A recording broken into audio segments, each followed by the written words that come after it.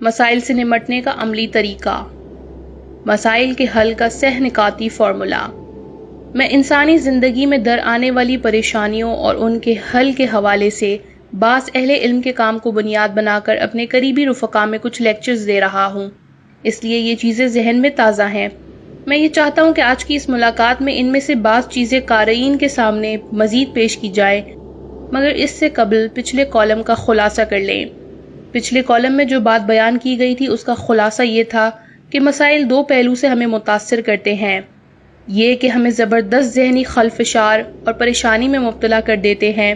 اس خلفشار کے عالم میں بارہا انسان کوئی عملی قدم نہیں اٹھا پاتا، اور اٹھاتا ہے تو دباؤ کے تحت غلط قدم اٹھاتا ہے۔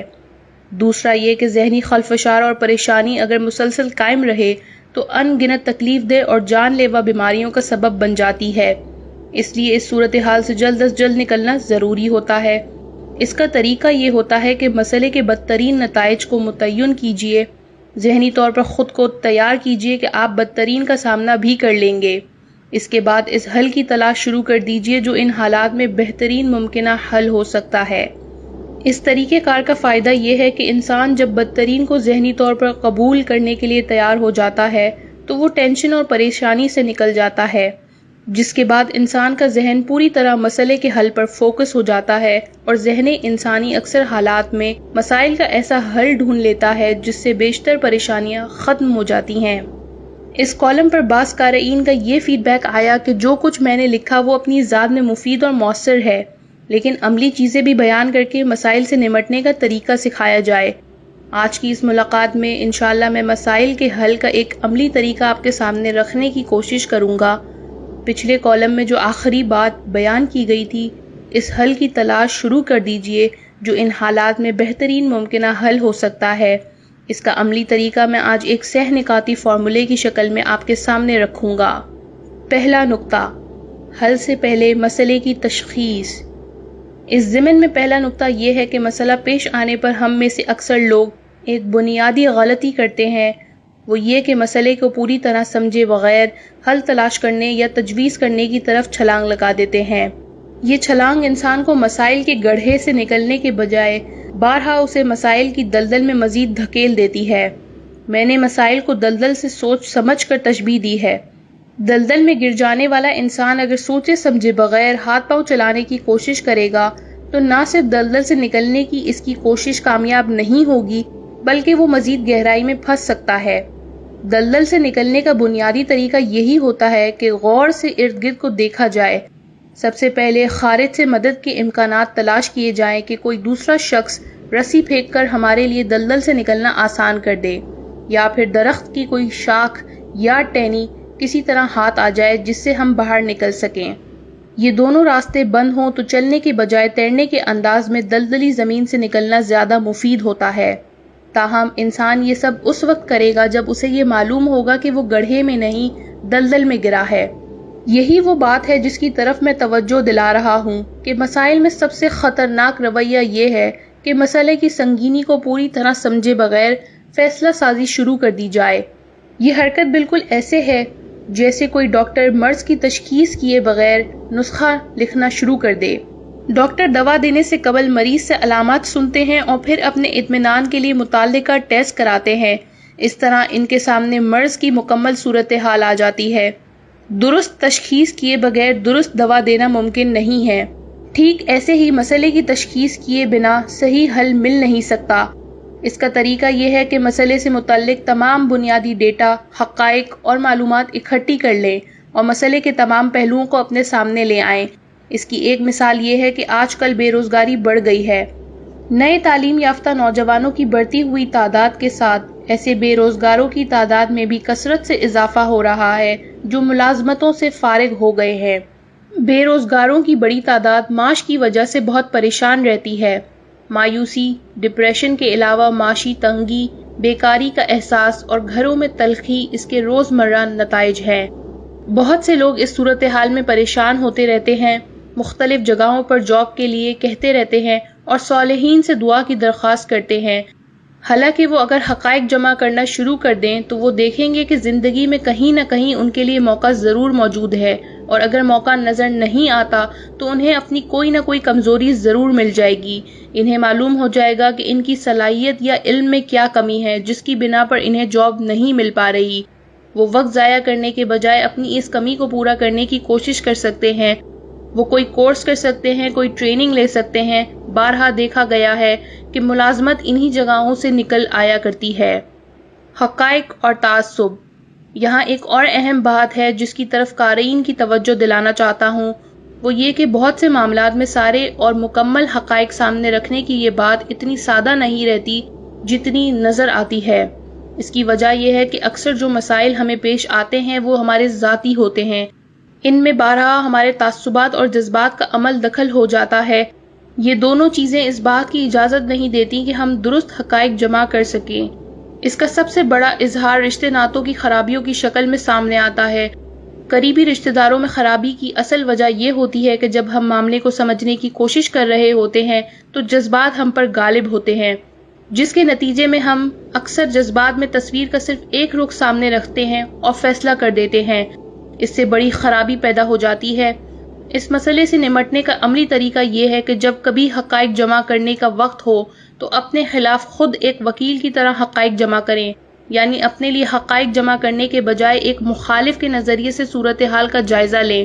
اس سے ہمیں اپنے ساتھ دوسروں کے زاویہ نظر کا نہ صرف اندازہ ہوگا بلکہ جذبات میں آ کر ہم کوئی فیصلہ کرنے سے قبل یہ دیکھ سکیں گے کہ حقیقت کو دیکھنے کا ایک دوسرا انداز بھی موجود ہے، یعنی اپنے لیے حقائق جمع کرنے کے بجائے ایک مخالف کے نظریے سے صورتحال کا جائزہ لیں۔ اس سے ہمیں اپنے ساتھ دوسروں کے زاویہ نظر کا نہ صرف اندازہ ہوگا بلکہ جذبات میں آ کر ہم کوئی فیصلہ کرنے سے قبل یہ دیکھ سکیں گے کہ حقیقت کو دیکھنے کا ایک دوسرا انداز بھی موجود ہے۔ بعض اوقات انسان اس قدر جذباتی ہو رہا ہوتا ہے کہ دوسرے فریق کے نقطۂ نظر پر غور کرنے کی کوشش ہی نہیں کرتا۔ ایسے میں ایک امکان یہ ہے کہ ہم اپنے بجائے کسی اور کے لیے ڈیٹا جمع کرنے کی کوشش کر دیں۔ اس سے بھی معاملے کی حقیقی تصویر سامنے آئے گی۔ میں آپ کو یقین دلاتا ہوں کہ اس عمل سے گزرے بغیر مسئلہ حل کرنے کی کوشش ہمیشہ بڑے نقصان پہنچاتی ہے۔ دوسرا نقطہ، حقائق کا غیر جانبدارانہ تجزیہ اور تحلیل۔ مسئلے کے حل کی طرف پہلا قدم اگر سارے حقائق جمع کرنا ہے تو دوسرا قدم مسائل کا غیر جانبدارانہ تجزیہ و تحلیل ہے۔ اس کا مطلب یہ ہے کہ مسئلے کو اچھی طرح سمجھا جائے، تمام متعلقہ پہلوؤں اور فریقوں کو ذہن میں رکھا جائے، پھر کوئی ایسا حل ڈھونڈا جائے جس میں کم سے کم نقصان ہو۔ کسی مسئلے کو حل کرنے میں انسان کا کمال صرف یہ نہیں کہ کسی بھی قیمت پر کوئی مسئلہ حل کر دیا جائے، بلکہ اصل کمال یہ ہوتا ہے کہ ممکنہ حل کی کم سے کم قیمت دی جائے۔ یہ اسی وقت ممکن ہے جب تمام حقائق کا اچھی طرح تجزیہ کر لیا جائے۔ اس کے دو آسان طریقے ہیں۔ ایک یہ کہ مسئلے کو کسی قابل اعتماد اور سمجھدار شخص کے سامنے رکھا جائے۔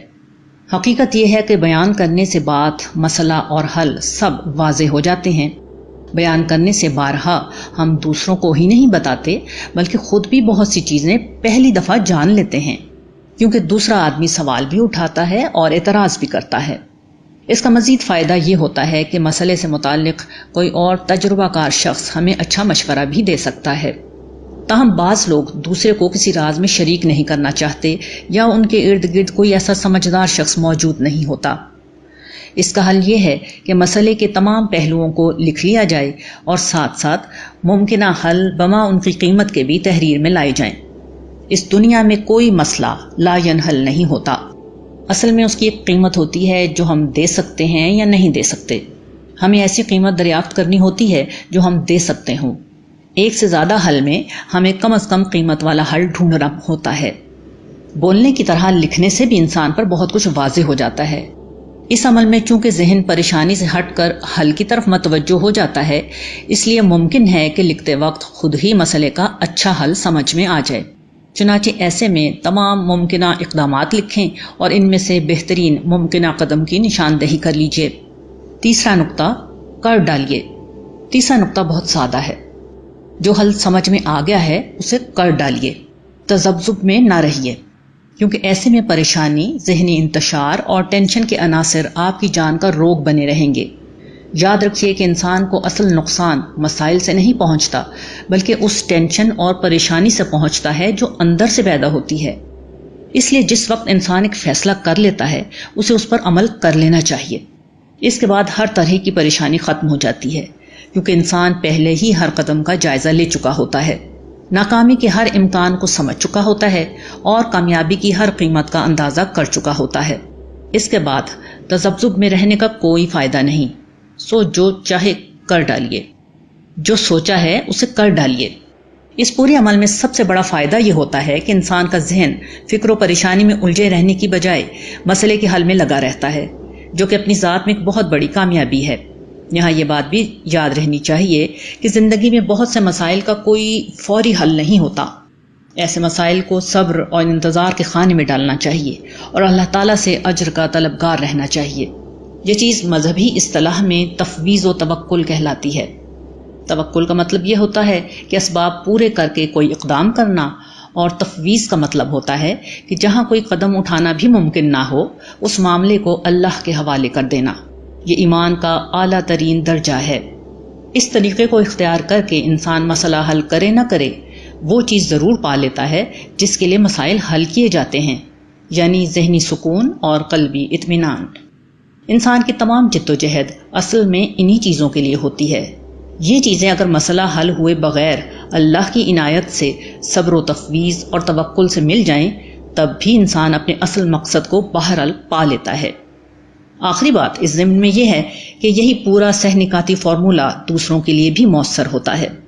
چنانچہ جب کاروبار میں کوئی ملازم یا دوست احباب یا کوئی رشتہ دار آپ کے پاس اپنا کوئی مسئلہ لے کر آئیں تو آپ انہیں اس سہ نکاتی مرحلے سے گزرنے کے لیے کہیں۔ آپ دیکھیں گے کہ اپنے مسائل میں بہت اچھا حل وہ خود ہی ڈھونڈ لیں گے، اور اس طرح ان کی آئندہ کے لیے مزید بہترین تربیت ہو جائے گی۔